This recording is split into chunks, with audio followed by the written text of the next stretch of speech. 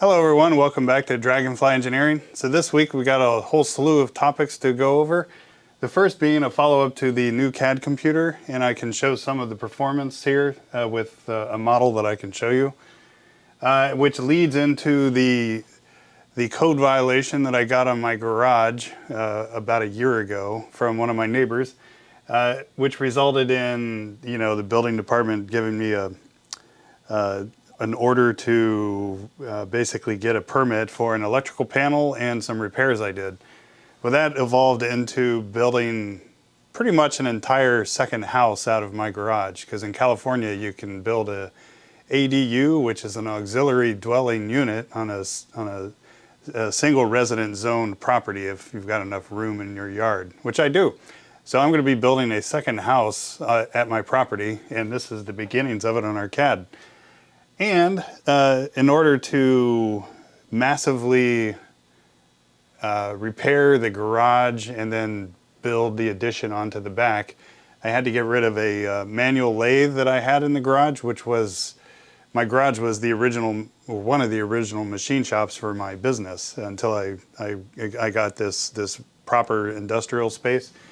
So there's an old lathe that is in there, or that was in there, which I traded with my buddy Bill.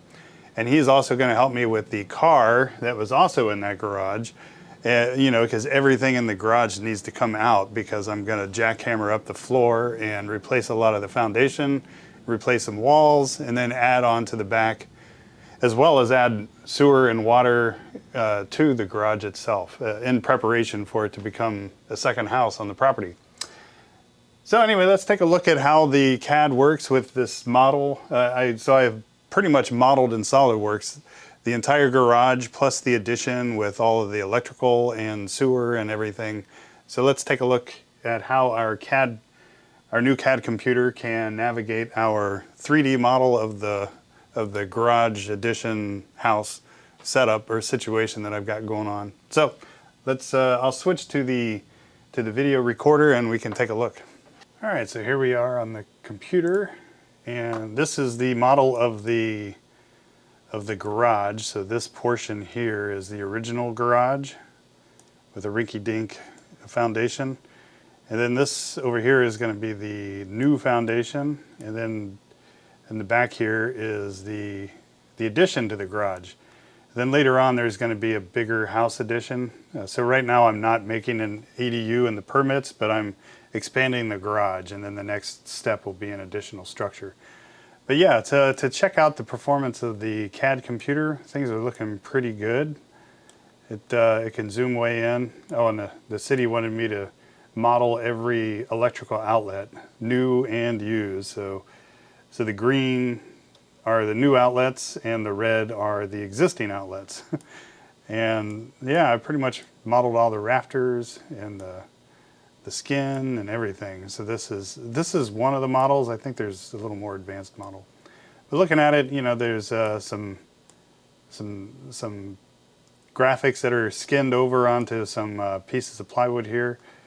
And then we've got a strange little stubby wall down here at the bottom. And then this is going to be a new wall over here.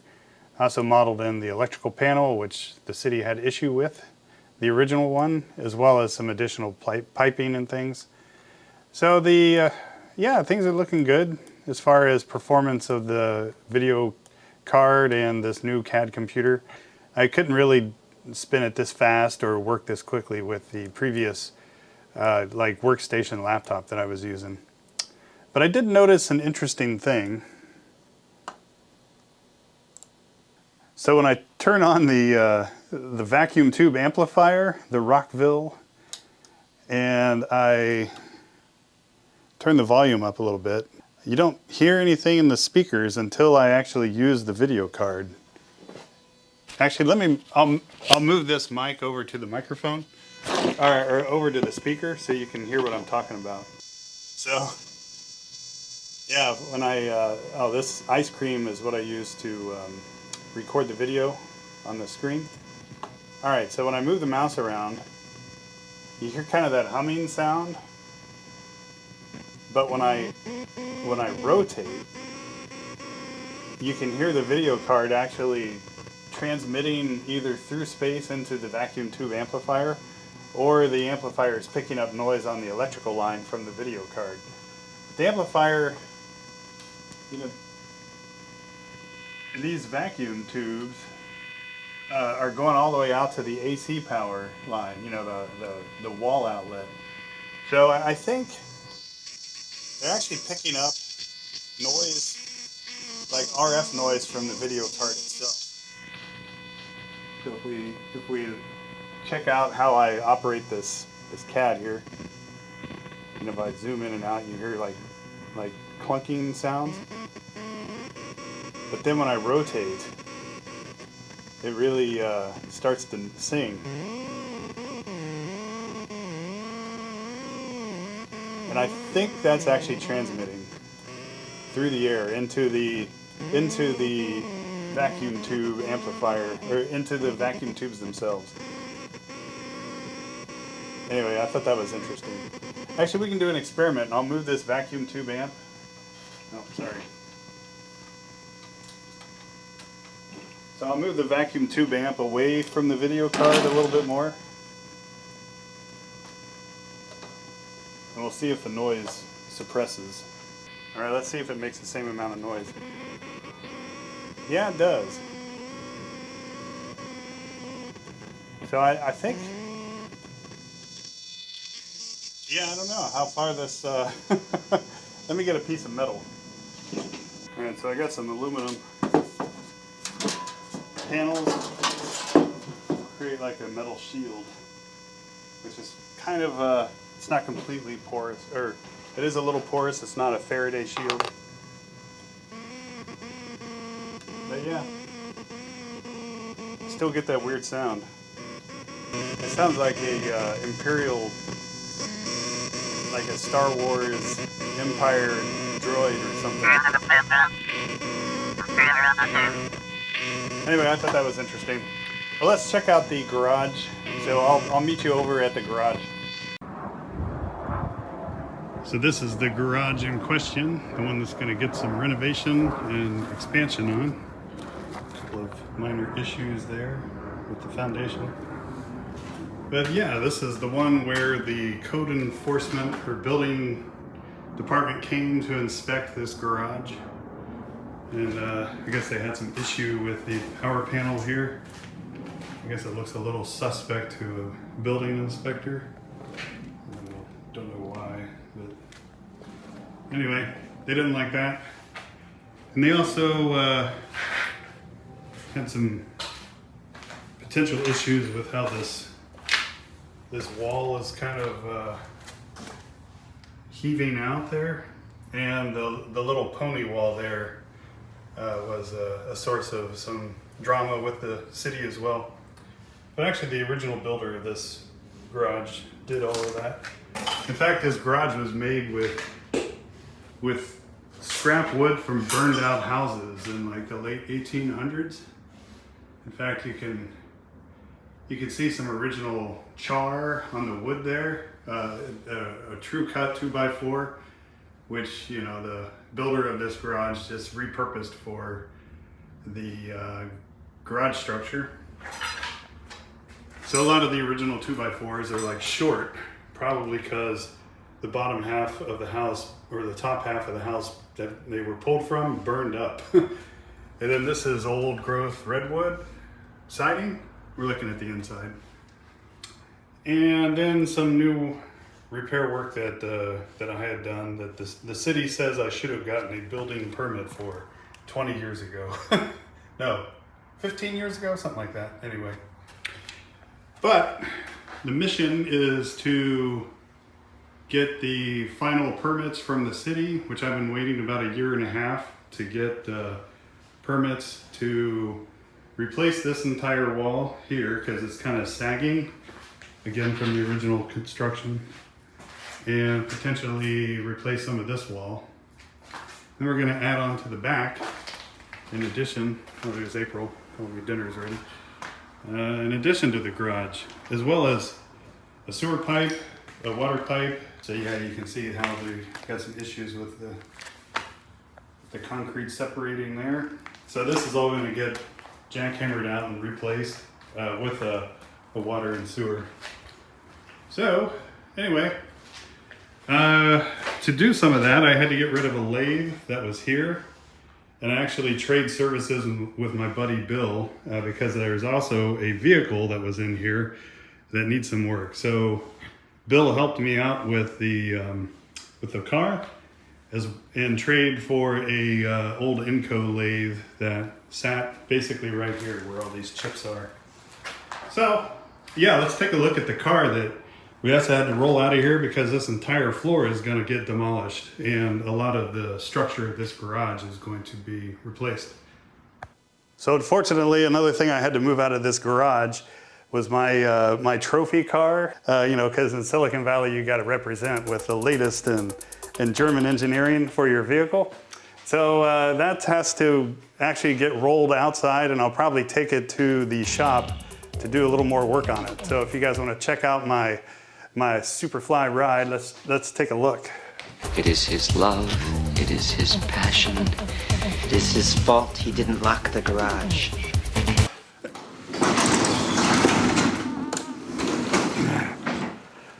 Oh yeah, there it is. So this is the 1973 Volkswagen Thing. And I've had this car for about 25 years, and I restored it completely back in Ohio about 20 years ago. And it was pulled out of a farmer's field in Pennsylvania, and the engine was sitting in the passenger seat with the heads off and all rusted out, and the whole back left corner of the car was pretty much destroyed. So yeah, it's been a while restoring this, and then it sat in my garage for about 12 years.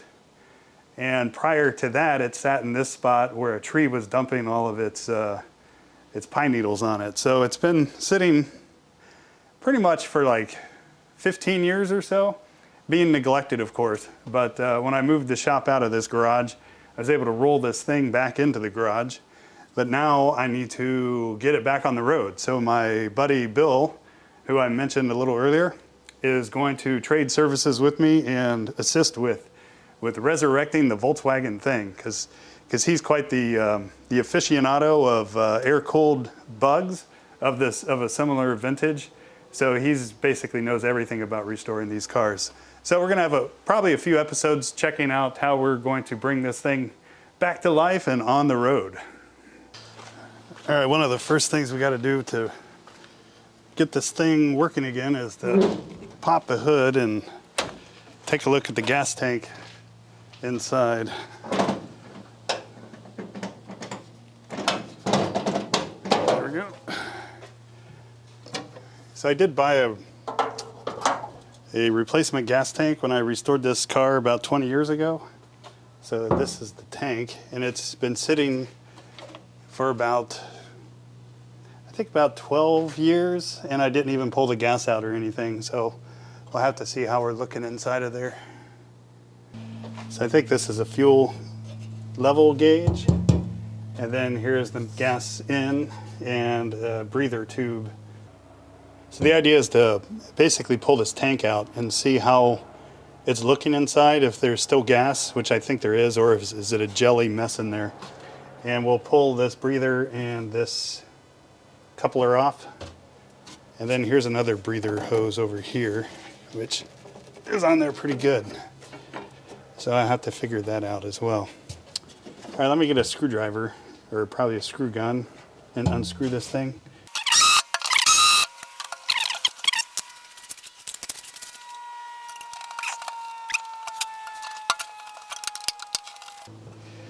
All right, so I got this final screw unscrewed. It's still kind of stuck in the silicone. So let's pull this cap off of our gas tank and see what we can find. Ooh, there's some rust in there. At least on this float, there's rust. Yeah, look at that. Whew. It's like a crystallized rust. I'm probably going to soak this thing in evapor rust just to get all the surface rust off of here. But the wiper itself, there's like a potentiometer in here, a linear potentiometer with a contact on it, and that seems to be intact. or it doesn't look damaged. And I was debating about actually just pulling the gas line away from the fuel pump, which is back where the engine is, and then draining the tank all the way through the gas line. But I'm worried that I'm just going to be drawing in a bunch of funky rust that's accumulated in the bottom of this tank. So I think the plan is going to be that I'm going to siphon out all this old gas first with all the potential particulate rust in it to almost completely dry, and then unscrew the little hose clamp underneath and then pull this tank that way. You can see how much, I think there's 2 gallons in here. I can hear the crust in the bottom of this tank. Yeah, so I gotta clean this tank out pretty good. Yeah, we got yellow gas. Not sure if it's supposed to look that amberish yellow. Coming close, I'm gonna unscrew this nipple right here, where the gas line is connecting to a copper gas line, which I replaced 20 years ago when I did the first restoration. Okay, well, no gas poured out, so that's good. I think we can pull this tank out. So if you want to zoom out. All right, man, there's a lot of metal crust in here. You see any gas dribbling out of that nipple? Nope. All right, let's dump it into this container here. There's not a whole lot of gas in this tank, but I'm going to try to agitate it as much as possible and pour it out.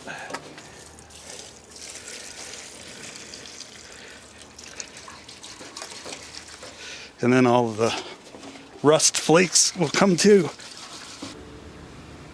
Rusty flakes in there. Not good. All right, well. All right, now that I got the gas tank out, I'm thinking I might actually clean up the front of this body, especially the inside. I may just spray everything down into this opening in the bottom and then kind of spray it out to the side, basically with just high pressure hose water. And but here's some of the bits inside. This is a dampener, steering dampener. I didn't have this installed, so when you drive down the road, your front wheels will shake and wobble like this on the highway until you put this steering dampener across the linkage for your front end. Anyway, so that was something I learned the hard way.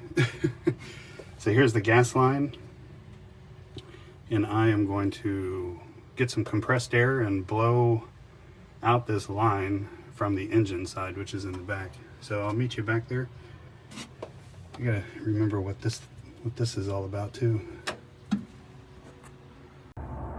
Alright, so I disconnected the gas line here. It's not too bad. The end is a little cracked, but I think I can cut that back to fresh. Well, actually I just heard it cracking. So I may need to get a new gas line. Or maybe that was against the advanced ducting system here. No, it's the gas line itself. It's like cracking in there. It is braided, but let's see what happens when I blow this out.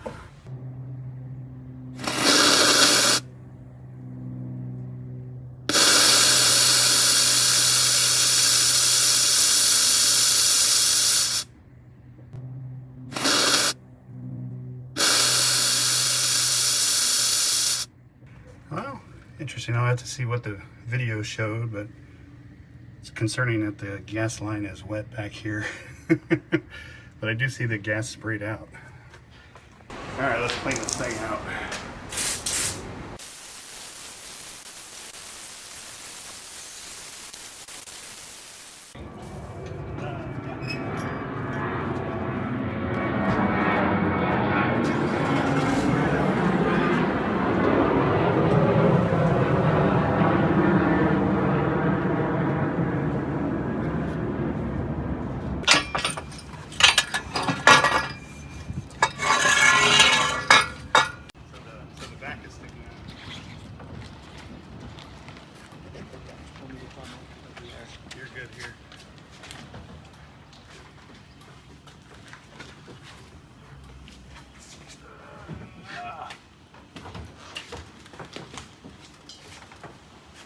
right. Are we in? Yep. Yeah, the nice thing about bringing it to the shop is we've got a test track. Got some pine needles on it. Okay. So,